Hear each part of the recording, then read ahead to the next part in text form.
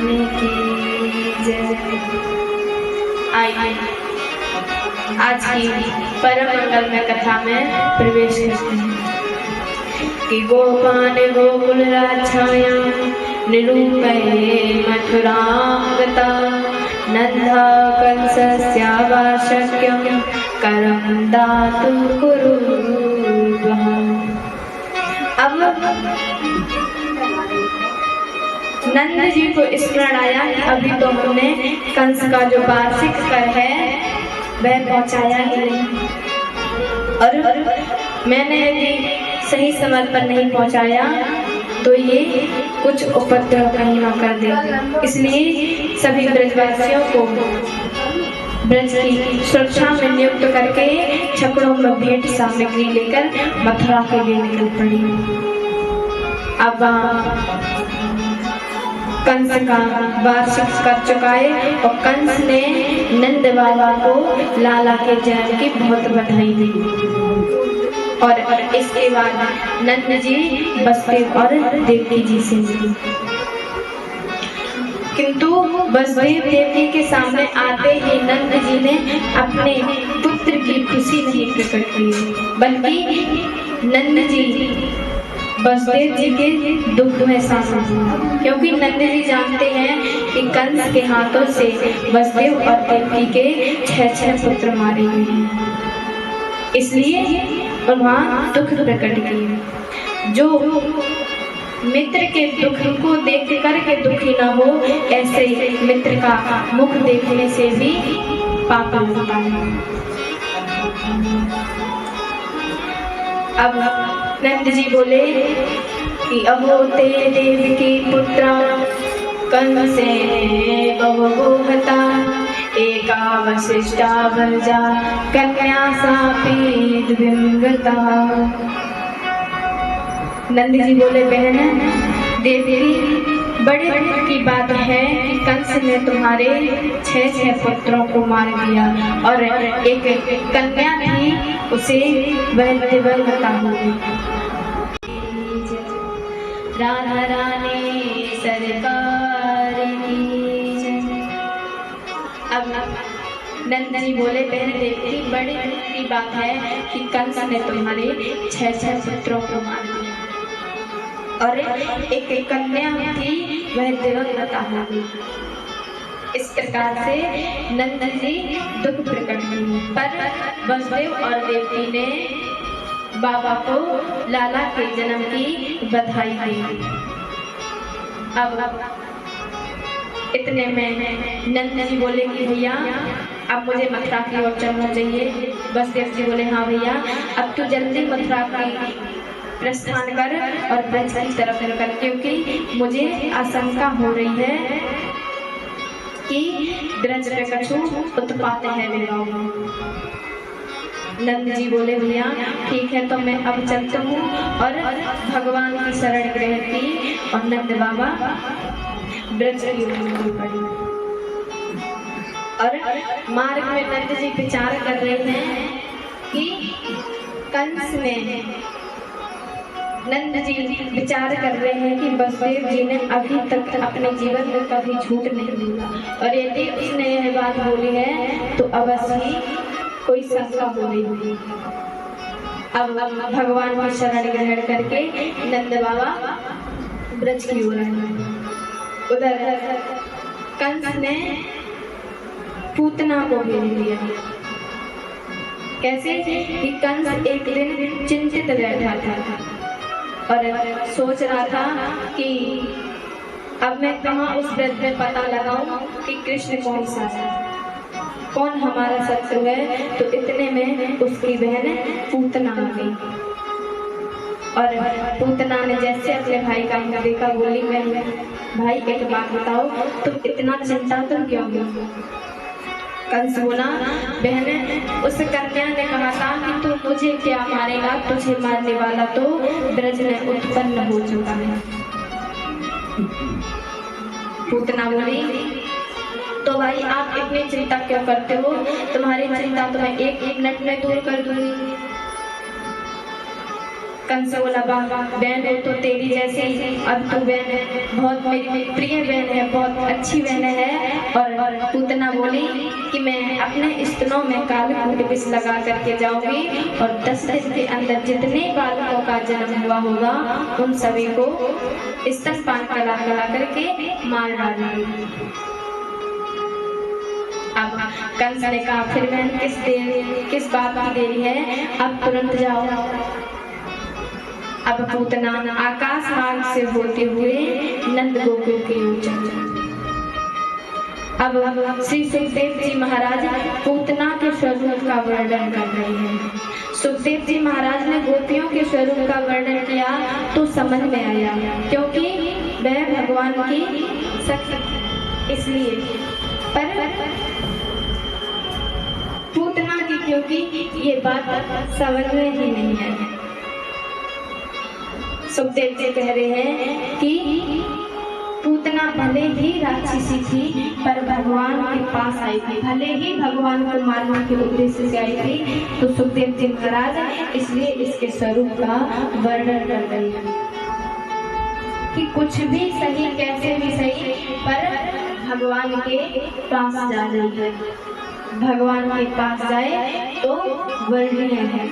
सुखदेव जी महाराज पूतना के स्वरूप का वर्णन कर रहे हैं कि पूतना के केशों में सुंदर मल्लिका के गजरे धारण किए हैं, मुख पर अलकावलियां लटक रही हैं, ऐसा दिव्य रूप बनाए हुए हैं और स्तनों में कालकूट विष भी लगा रखा है।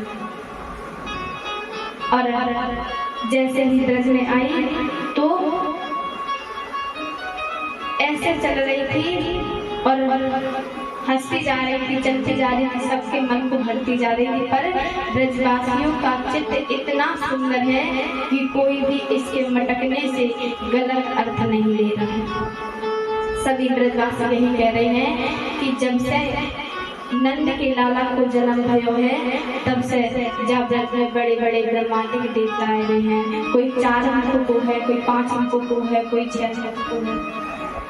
ऐसा मोह लगे है कि नंद को छोड़ा कोई और ही ना है, वैकुंठ को स्वामी ही है। और जब वैकुंठ के स्वामी यहाँ आ गए तो लक्ष्मी जी अकेले वहाँ बैठ करके क्या करें, इसलिए वह भी भगवान के पास आ गई थी।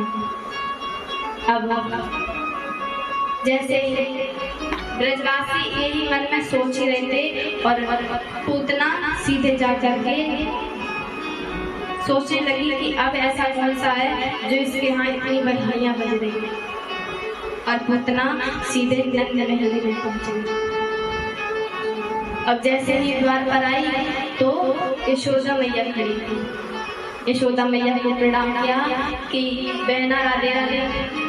यशोदा मैया बोला राधे राधे, आप कौन? पूतना बोली मैं तुम्हारी मौसेरी बहन हूँ। अब यशोदा मैया सोचने लगी कि अभी तक तो हमारी कोई बहन नहीं है, मैं पता चला, पर आज हमारी ये कौन सी बहन आ गई। और यदि हमने ज्यादा पूछा तो उसको मन खट्टो है जाएगा, सोचेगी कि मैं इतने प्रसन्न होकर के लाला को दर्शन करने आई और ये हमसे पूछ रही है कि ये कौन बहन है। अभी बात करते करते थोड़ी देर में पता चल जाएगा कि हमारी कौन सी बहन है। अब यशोदा मैया पूतना को अंदर ले गई और जाकर के जहाँ लाला का पालना पड़ा था वहीं जाकर के बिठा दिया और यशोदा मैया अंदर चली गई। अब यशोदा मैया अंदर चली गई। अब पूतना जैसे ही आई और भगवान के पास बैठ गई तो भगवान ने नेत्र बंद कर लिए, मानो भगवान कहना चाह रहे हैं कि इस पूतना ने ऐसा कौन सा सत्कर्म किया था जो ये मेरे पास आई है। मानो भगवान ये कहना चाह रहे हैं कि मेरे पूतना तो अविदा है और भगवान के नेत्र हैं सूर्य और चंद्रमा, और सूर्य और चंद्रमा के बीच में ये अवधा कैसे जा सकती है। इसलिए भगवान ने नेत्र बंद कर दी। दूसरा भाव है कि भगवान बोल रहे हैं कि भोलेनाथ ये विष पीने का तो पुराना अभ्यास तुम्हारा है, इसलिए विष आप पी लीजिए और बाद में मैं दूध पी लूंगा। अब मानो भगवान ने नेत्र इसलिए बंद किए कि भगवान कह रहे थे हम तो ब्रज में दूध पीने के लिए आए थे, लीला करने के लिए आए थे, लेकिन हमने तो दूध का एक बार मुंह में नहीं डाला है, लेकिन मासी जी हमको विष पिलाने के लिए आ गए। मानो भगवान ने नेत्र इसलिए बंद किए क्योंकि ब्रह्मांड भगवान के उदर में है, इसलिए जीव घबरा गए कि यदि भगवान ने विष पी लिया तो हमारा क्या होगा। तो भगवान नेत्र बंद करके समझा रहे हैं कि चिंता मत करो, किसी को कुछ नहीं होगा।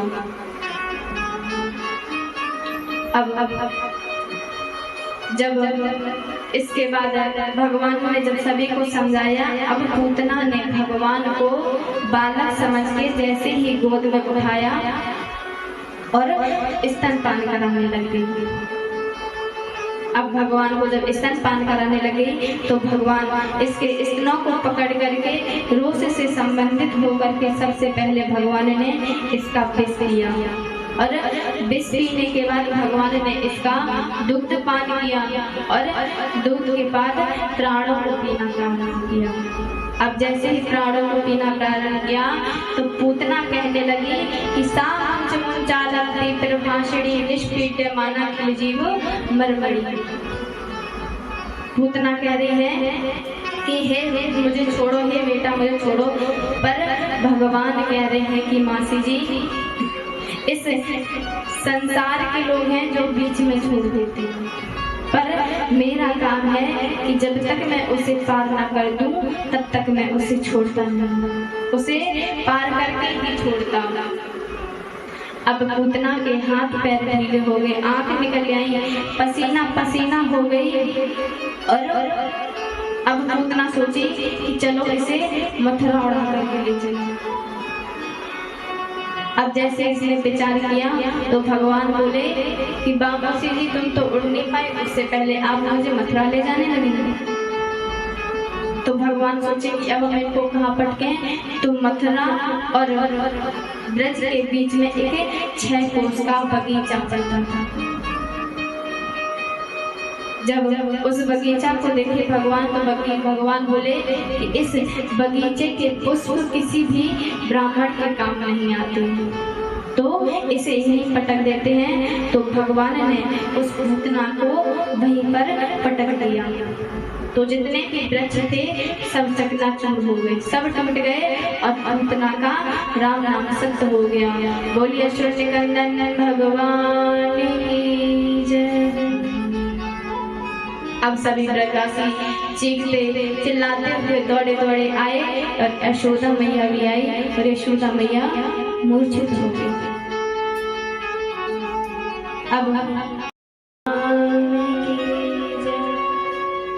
अब सभी ब्रजवासी दौड़े दौड़े आए और यशोदा मैया तो बेचारी मूर्छित हो गई।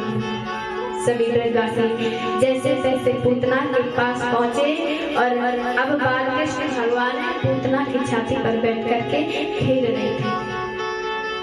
तो अब ब्रजवासी बोले कि अब लाला को उतारो कैसे जाए, तो एक सीढ़ी लेकर के आए और पूतना की चोटी पकड़ करके भगवान की उतारे।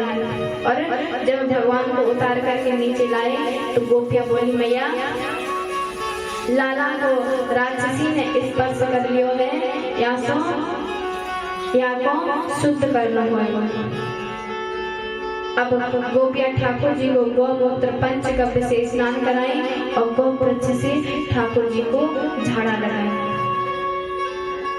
आज भगवान का नाम ही, भगवान के नाम से ही भगवान को झाड़ा लगाया जाता है कि इंद्रियाणि ऋषिकेश प्राणानारायणोऽवतु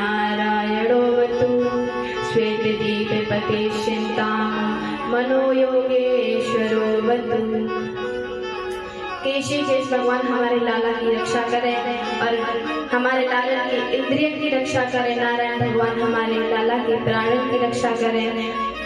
इस प्रकार से भगवान के नाम से ही भगवान को आज झाड़ा लगाया जा रहा है। राम जी ने तो केवल अहिल्या को उतारा था, परंतु राम नाम में अनेकों को उतारा है।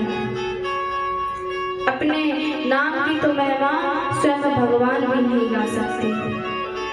उसी समय नंद बाबा आ गए और पूतना को एक विकराल स्वरूप देख करके भगवान कहने लगे नंद बाबा कि हे भगवान जी का है। वसुदेव जी ने सत्य ही गई थी कि ब्रज में कछुआ उत्पात है। अब पूतना का इतना बड़ा शरीर है, अब एक दो चिताओं से जलाने से तो कोई काम नहीं चलेगा। तो अब क्या करें? तो सभी ब्रजवासी काटने के लिए, पूतना को काटने के लिए सब कहीं फरसा लाए, कहीं दराती लाए, सारे लेकर के आए और पूतना को शरीर को काटने लगे। और पूतना की एक नहीं हजारों चिताएं जलाएंगे। और अब बोले कि बाबा अब इसे जलाएं किससे? तो बाबा बोले कि जितने पेड़ यहाँ में तोड़े हैं ये पेड़ यहाँ के ऊपर ही पटक दो और यहाँ में आंच लगा दो। अब पूतना के ऊपर सारे वृक्ष डाले और आग लगा दी। अब आश्चर्य की बात तो यह है कि पूतना के जलने पर दुर्गंध नहीं अपितु सुगंध आई, क्योंकि पूतना भले ही बाल हत्यारे थी, भले ही भगवान को मारने के लिए आई थी, पर भगवान को स्तनपान कराने के लिए आई थी। कि पूतना लोग बाला राक्षसी रुधिराशिना जिज्ञास्यपि हरे स्तनम दत्वाप सजगतम। भले ही भगवान को मारने के लिए आई, पर भगवान ने उसे मां की गति प्रदान कर दी।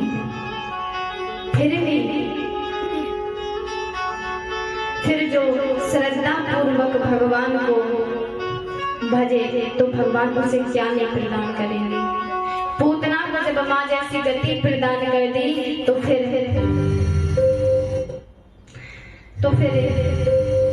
स्तन कराने वाली, फिर वात्सल्य दिखाने वाली यशोदा माँ और कौशल्या माँ और मैया देवी को वह क्या प्रदान नहीं करेंगे जब उन्होंने पूतना को माँ जैसी गति प्रदान कर दी। कितने आश्चर्य की बात है कि जो पूतना अपने स्तनों में काल को विष लगा करके आई थी, उसे भी भगवान ने माँ जैसी गति प्रदान कर दी। अब भोले बाबा कहते हैं कि देवी, जो व्यक्ति ऐसे भगवान को छोड़ करके विषयों में अनुराग करता है, उससे बड़ा कोई पापी व्यक्ति नहीं है। अब सुखदेव जी महाराज कहते हैं कि राजा, इस पूतना मोक्ष की कथा जो प्रेम से सुनता है, उसे भगवान के चरणों से प्रेम हो ही जाता है, क्योंकि पूतना मोक्ष को सुनकर के भगवान के स्वरूप का बोध हो जाता है। शिव जी कहते हैं कि उमा राम शोभा। अब बाल कृष्ण का दर्शन करने के लिए स्वयं भोलेनाथ आया। अब जैसे भोले बाबा जोगी का रूप बना करके आए, अब सखियन ने मैया से कही कि मैया, अपने ब्रज में एक बाबा आयो है। और मैया जाकर के पूछी, बाबा तू कहाँ से आयो है? भोले बाबा बोले, मैया मैं काशी से आया हूँ और तेरे लाला को दर्शन करने के लिए आया हूँ। मैया बोली, बाबा देख, तो यदि कछु लेना हो तो ले, पर अपने लाला को कोई दर्शन ना कराऊंगी। तू अपनों से विकराल स्वरूप देख रहे हो, या यदि मेरे लाला देखेगो तो डर जाए। भोले बाबा बोले, मैया तू एक बार दर्शन कराए तो, और यदि तेने ना दर्शन कराओ तो यही समाधि लगा के बैठ जाओ। मैया बोली, यदि तेरा हट है तो मेरा भी त्रिया हट है।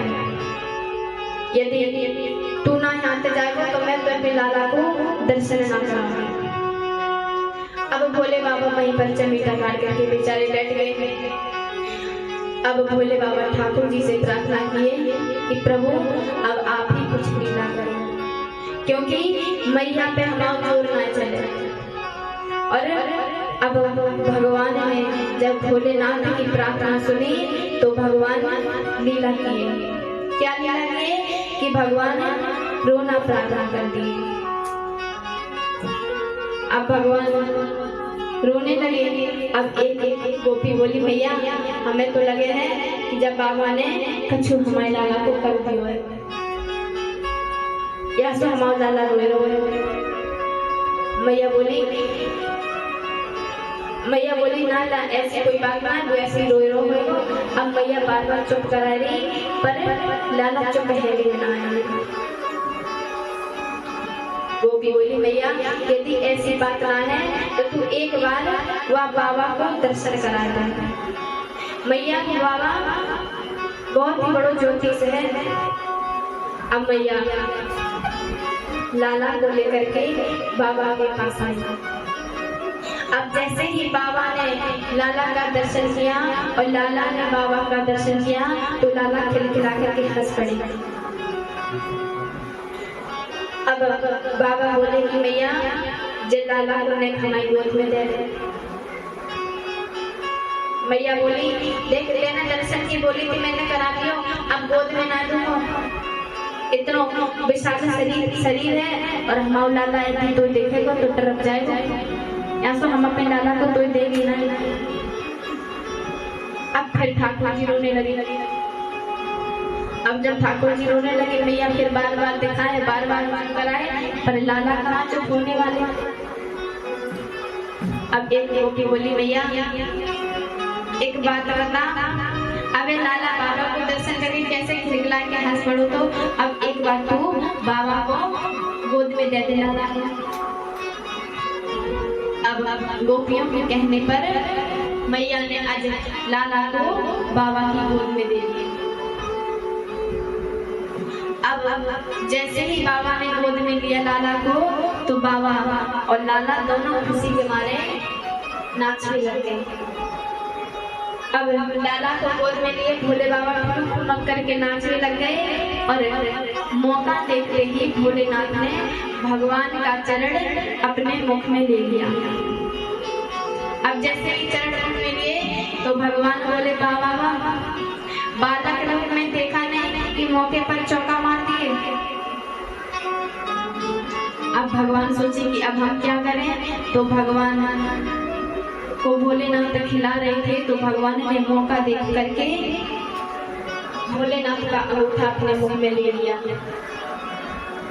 और जैसे ही मुख में ले लिया तो भोलेनाथ बोले बाबा, भोलेनाथ बोले बाबा प्रभु आपने भी मौका दे करके बाजी मार ली। अब ऐसे भक्त और भगवान लीला कर रहे हैं। अब भोले बाबा बोले मैया जी ब्रज में हुए रह जाता है। मैया बोली तू रह जा चाहे कहीं रह जा, सब तेरो ही तो है। अब भोले बाबा गोकुल में नंदेश्वर नाम से रहने लग गए। अब कुछ दिन के बाद ठाकुर जी अपना जन्म नक्षत्र जान करके करवट बदल दिए। अब जैसे ही भगवान ने करवट बदली तो मैया उसी के मारे नाचने लगी कि हमारे लाला ने करवट बदल ली, हमारे लाला में जोर आ गया। और मैया ने पूरे ब्रज में दुहाई लगवा दी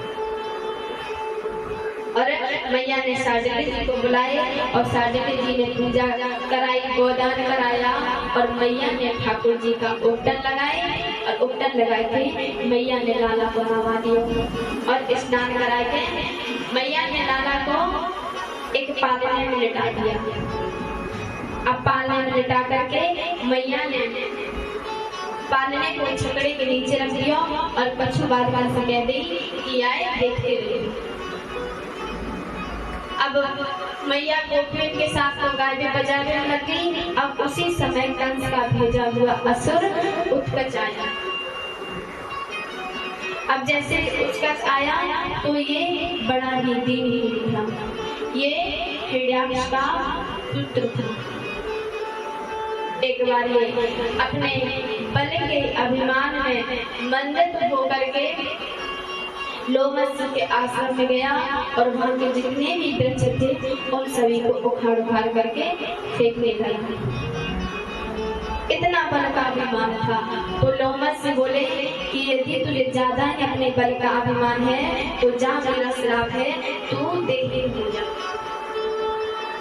जब महाराज श्राप दे दिया तभी इसने क्षमा मांगी। तो ऋषि जी बोले कि देख, जब भगवान 28वें द्वापर में आएंगे, जब तेरा उद्धार करेंगे। तो ये उठकर आया और इसने सोचा कि सकट में प्रवेश करके और सकट इसके ऊपर गिरा दूंगा तो ये मर जाएगा। लेकिन जब इसने सकट में प्रवेश किया तो इसका एक नाम सकटासुर हुआ। लेकिन ठाकुर जी इसकी नियत को समझ गए। अब ठाकुर जी जब इसकी नियत को समझे तो ठाकुर जी ने एक चरण का स्पर्श कराया तो सारे पलट गए और जितने भी दूध दही के मटके थे सारे के सारे पलट गए और सकटासुर का वही गोविंद नमो नमः हो गया। बोले असुर निकंदन भगवान की जय। अब जैसे ही झगड़ा पलटन की आवाज आई तो सभी गोपियां और मैया लाला के पास पहुंच गई। मैया ने तुरंत जाकर के अपने लाला को उठाया और देखने लगी कि हमारे लाला को कुछ लग तो ना गया। अब गोपियां बार-बार से पूछ रही हैं कि सच्ची सच्ची बताइयो जे झगड़न ने किन्ने पलट दियो। गोपियां कह रही हैं कि बालक बोले कि गोपियों, ये लाला ने अपने चरण स्पर्श करायो, वहीं से सारे झगड़ा पलट गई। लेकिन किसी भी गोपी को विश्वास नहीं हो रहा था, क्योंकि भगवान 2.5 महीने के थे। गोपियां सोच रही थी कि 2.5 महीने का लाला झगड़ा कैसे पलट सके है। तो गोपी ने किसी भी बालक की बात पर विश्वास नहीं किया। अब एक बार मैया यशोदा लाला को गोद में लेकर के स्तनपान करा रही थी, बड़ी लाड लड़ाई रही थी। तो कंस को भेजे हुए असुर एक त्रावत आया। जब त्रावत चक्रवात का रूप बना करके आया तो ठाकुर जी ने देखा कि मामा जी ने उड़न खटोला भेज दिया। ठाकुर जी सोचे कि मैया तो बेचारी बूढ़ी बाड़ी है और यदि मैया गई और मैया आदि ऊपर से गिर गई तो मैया भी तो बुढ़ापे में हड्डी चटक जाएगी। तो ठाकुर जी अपना वजन बढ़ाए तो ठाकुर जी को मैया वहीं लिटा करके मैया अंदर चली गई। अब जैसे इसने भगवान को अकेला पाया तो ये बवंडर के रूप में आया और भगवान को ले गया। अब जैसे ही भगवान को ले गया तो भगवान अपना शरीर का वजन बढ़ा लिए। अब जैसे ही वजन बढ़ा तो त्रावत सोचने लगा कि मैं किसी पत्थर को तो नहीं उठा पाया है, अब होगा जो पत्थर पत्थर तो जल्दी से अब मथुरा की ओर चले।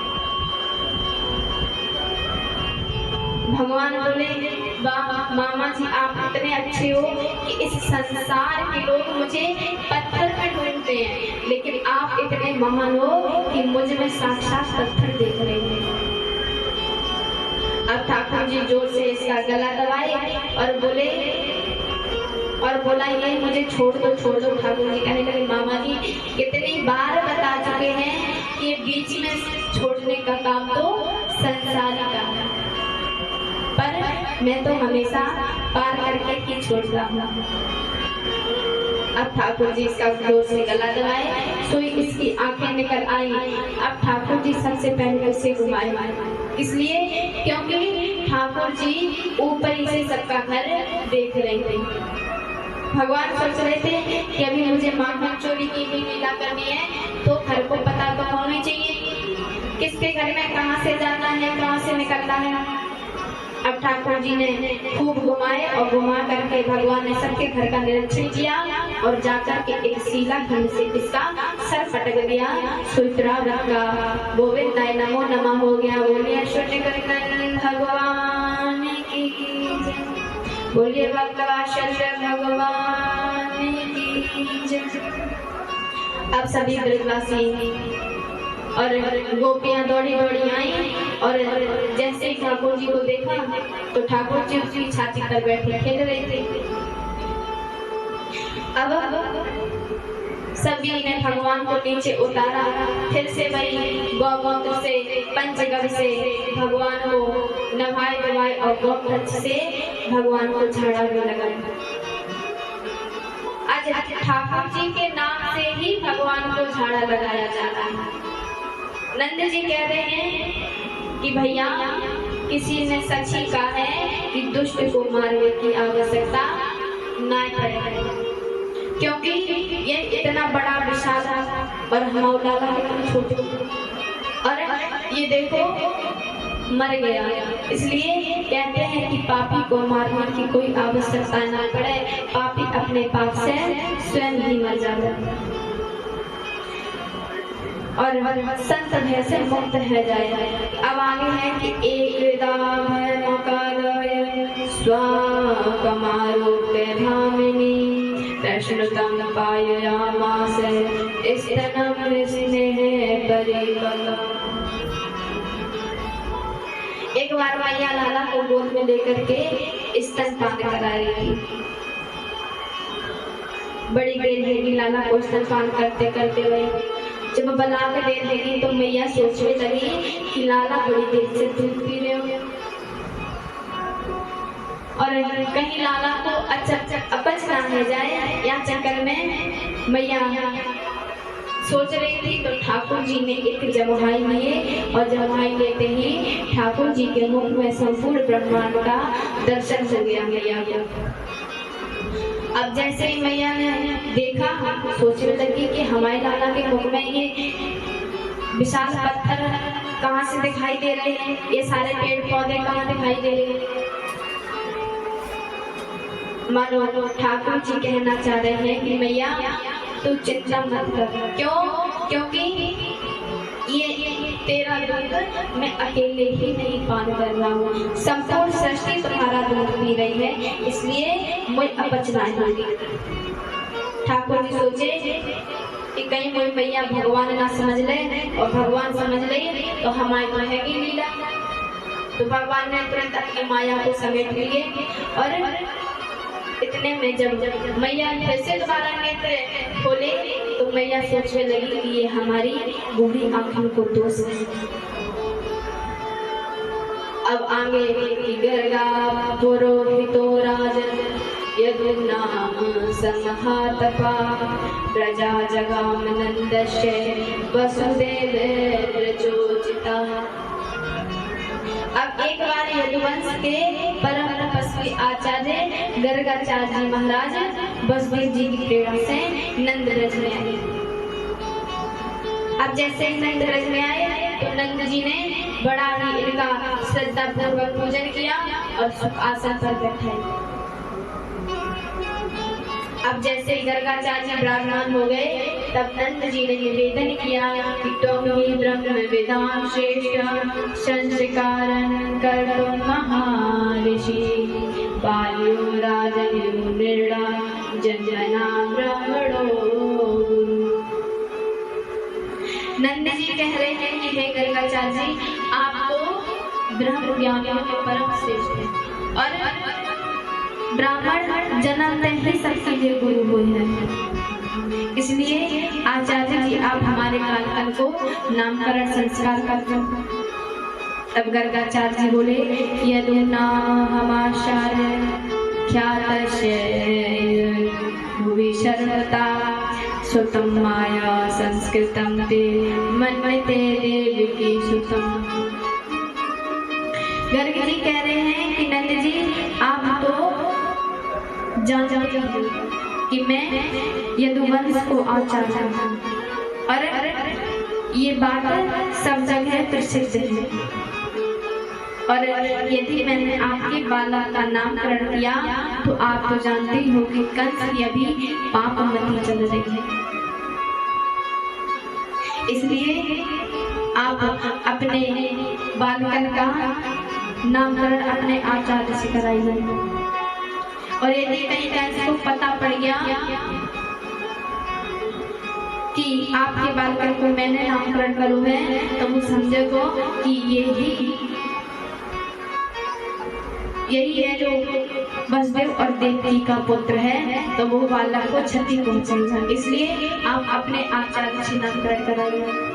तो नंद जी बोले गर्गाचार्य जी से कि आप इस बात की चिंता मत करो, क्योंकि आप नामकरण कराइए, चुपचाप गौशाला में जाइए और स्वस्ति वाचन पूर्वक बालक को नामकरण कराओ। काम को पता ही ना पड़ेगी, मैं है जाऊंगा और बालक की माँ है जाएगी। अब गर्गाचार्य जी गौशाला में बैठ गए और उधर अब नंद जी महाराज पहुंचे घर और जाकर के यशोदा मैया और रोहिणी सिंह से बोले कि बालक को जल्दी से तैयार कर लो और गौशाला में पहुंच जाओ, बालक को नामकरण किया जाए। अब यशोदा मैया और रोहिणी मैया बोली कि अरे ऐसे करें कि नहीं जब बाबा की परीक्षा ले लें, क्योंकि बाबा बहुत सारे आए हैं या सौ, लेकिन आपकी परीक्षा ले लेनी चाहिए कि ये बाबा कुछ जाने आने हैं कि ऐसे खड़िया पलटन वालों। अब रोहिणी मैया और यशोदा मैया बालकन को तैयार करके लेवे चली गई। जैसे लेके चले तो दोनों लोगों ने अपने अपने बालक बदल दिए। यशोदा मैया बोली ये देख बहन, यदि बाबा ने बता दिया कि ये बालक तुम्हारा नहीं रोहिणी का है तो समझ लियो कि बाबा पक्को ज्योतिषी, और यदि नहीं बोल पाया तो समझ लो कि खड़िया पलटन वाला। अब रोहिणी मैया और यशोदा मैया दोनों अपने अपने लालन को बदल लिए और गर्गाचार्य जी स्वस्ति वाचन और गौरी पूजन करके नामकरण कर रहे थे। सबसे पहले रोहिणी नंदन का नामकरण किया कि अयं हि रोहिणी पुत्रो रम्य सुहृदयो गुणे आख्यास्ते राम इति बलाधिक्यादि बलं विदु यदो नाम पथग भावत संकर्षण शान्वित। गर्ग जी कह रहे थे यशोदा, जो तेरी गोद में ये लाला है यो तेरो नहीं है, ये रोहिणी नंदन है। और या में बल बहुत होएगो और ये सबके हृदय में रमण करेगो, या को नाम राम होएगो। और या में बल की अधिकता ज्यादा होएगी, या को नाम बल और राम मिला करके बलराम हो जाएगा। बोलिए बलराम भगवान की जय।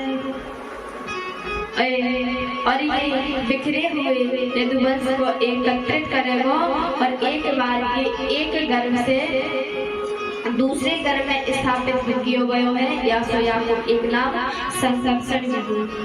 बोलिए संकर्षण भगवान की जय। अब गर्ग जी यशोदा नंदन का नामकरण कर रहे हैं। गर्ग जी कह रहे हैं कि अरे यशोदा, अरे रोहिणी। गर्ग जी बोल रहे अरे रोहिणी, जो तेरी गोद में लाला है यो तेरो ना है, ये यशोदा का लाला है। और ये प्रत्येक युगल में अवतार ले है और या के बहुत सारे कहो, या को सफेद वर्ण हो, कहूँ या को लाल वर्ण हो, कहूँ या को पीलो वर्ण हो, लेकिन अब की बार ये श्याम वर्ण में कृष्ण वर्ण में इसने अवतार लिया है। या को नाम कृष्ण हुए। बोले कृष्ण चंद्र भगवान की जय। और कभू पूर्व काल में ये वसुदेव जी को लाला बना है, या को नाम वासुदेव भी हुए। बोले वासुदेव भगवान की जय हो। कि बहुनि सन्ति नामानि रूपाणि चाशुतस्य ते गुणकर्मणो रूपाणि तन्यं वेदनो जनः। अरे यशोदा, तेरे लाला के बहुत सारे नाम होंगे और या के जैसे जैसे ये लीला करता जाएगा वैसे वैसे आके नाम भी पढ़ते जाएंगे। या क्या मैं कितने नाम के नाम। यशोदा जी रोहिणी मैया के कान में बोली, अरे बहन देख ये नाम की तो बात छोड़े, क्योंकि लाला तो अपने ही है, कौनों नाम से पुकार लेंगे, पर या के जकाले करवा के विवाह के बारे में पूछो या कोई अपनी छोरी देगो कि नहीं देगो।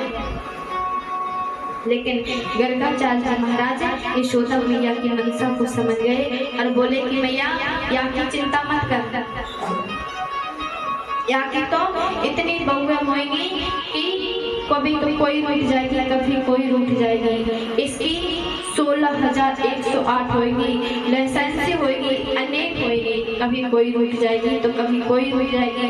प्राय सभी मना भी लेगा, उन सबन को मैं जाना। अब गर्गाचार्य बालकन को नामकरण कर गए। अब गर्गाचार्य बोले कि अब मुझे मथुरा की ओर चलना चाहिए। अब यशोदा मैया बोली कि बाबा भोजन पाले फिर जाइयो। गर्गाचार्य बोले, यशोदा तू तो जाने ही है कि मैं सौभाग्य ब्राह्मण हूँ। तो यशोदा मैया बोली कि बाबा मैं तो शिव को रास्ता दे रही हूँ और चौका लगा दे रही हूँ, तू बना ले। अब यशोदा मैया ने चौका लगा दिया और गर्गाचार्य जी बढ़िया से खीर बनाए और जैसे ही शालिग्राम भगवान को भोग लगाए सोई भगवान पालने से उतरे और दौड़े दौड़े बाबा के पास आ गए। अब जैसे ही पास आ गए तो भगवान ने भोग लगा लिया। गर्गाचार्य चिल्ला पड़े, अरे यशोदा देख तेरे लाला ने सब कुछ झूठो कर दियो, सब बेकार कर दियो। यशोदा मैया दौड़ी दौड़ी आई और यशोदा मैया ने लाला को पकड़ो और बोली, कह रहे जाने तू बाबा क्यों परेशान करे। और यशोदा मैया बोली, बाबा माफी चाहता और मैं फिर से चौका लगा दे। यशोदा मैया ने फिर से चौका लगा दिया और चौका लगा दिए। फिर भगवान ने फिर से गर्गाचार्य जी ने बढ़िया से एक पायस बनाई। अब जैसे ही पायस बनाए फिर से भगवान को स्मरण करो तो ही भगवान फिर से दौड़े आ गए और भगवान ने फिर से भोग लगा लिया। अब जैसे फिर से भगवान ने दौड़ भोग लगा लिया तो गर्गाचार्य फिर से चिल्लाई कि अरे यशोदा देखिए फिर से आ गया। यशोदा मैया फिर से दौड़ी दौड़ी आई और बोली, बाबा जाए माफ कर दियो जी, बार बार माने ना है, बार बार आ जाओ। और यशोदा मैया ने ठाकुर जी की खूब जम के मैया ने डांट लगाई कि चौरेदारी के तू माने चौना, बार बार बाबा परेशान करे। अब फिर से यशोदा मैया ने बाबा के लिए चौका लगा दिया। अब चौका लगा दिया फिर से भगवान के लिए भोग के लिए फिर से गर्गाचार्य महाराज ने बढ़िया सी पायस बनाई और पायस बनाए और फिर से भोग लगाने बैठ गए। गर्गाचार्य बोले कि अब की बार नेत्र खोल के लगाऊंगा, देखते हुए कैसे आएगा। अब गर्गाचार्य महाराज ने नेत्र खोल करके भोग लगाए और जैसे ही भोग लगाए और जैसे ही प्रभु को बुलाया तो भगवान आगे दौड़े दौड़े। अब जैसे भगवान आए भगवान ने भोग लगा दिया। फिर से गर्गाचार्य महाराज चिल्लाई के यशोदा देख तेरे लाला बार बार आ जावे, माने ना है। यशोदा मैया बोली, बाबा मुझे माफ कर दियो, वो गरीबी को जाया है या सो बार बार आ जाए या माफ कर दियो। और यशोदा मैया लाला को डांटे तो लाला मुस्कुरा पड़ी। ठाकुर जी कहना चाह रहे हैं मानो कि मैया मैं आऊँ ना है जे बाबा मुझ स्वयं बुलावे हैं। अब ठाकुर जी जब मुस्कुराए तो गर्गाचार्य महाराज को भगवान के रूप में संपूर्ण ब्रह्मांड का दर्शन हो गया। अब जैसे ही दर्शन हुआ तो गर्गाचार्य समझ गए कि साक्षात प्रभु ही है जो हमारा बार बार भोग लगा रहे थे, पर हम इतने मुक्त थे कि हम बार बार भगवान को चिल्ला रहे थे। और गर्गाचार्य जी महाराज समझ गए और गर्गाचार्य बोले कि अरे यशोदा अब तू रहने दे, अब मैं या तो झूठ हो ही पाऊंगा। और यशोदा मैया बोली कि बाबा पागल है भी होगा, अब तो बोल रहे हो तो कि जाने झूठो कर दियो, और अब बोल रहे हो कि मैं नहीं पाऊंगा। हमें लगे है बाबा की बुद्धि से टक गई। अब गर्गाचार्य महाराज ठाकुर जी का प्रसाद पाए और प्रसाद पा करके आनंद में डूब करके मथुरा की ओर चले गए। अब मथुरा की ओर चले गए। बोले वृंदावन बिहारी लाल की जय, राधा रानी सरकार की जय, सियावर रामचंद्र की जय, पवन सुत मावली हनुमान की जय। आज की वाणी को गुरुदेव के चरणों में समर्पित। जय जय श्री राधे, जय जय श्री राधे, जय जय श्री राधे श्याम। बोले पार्वती पते हर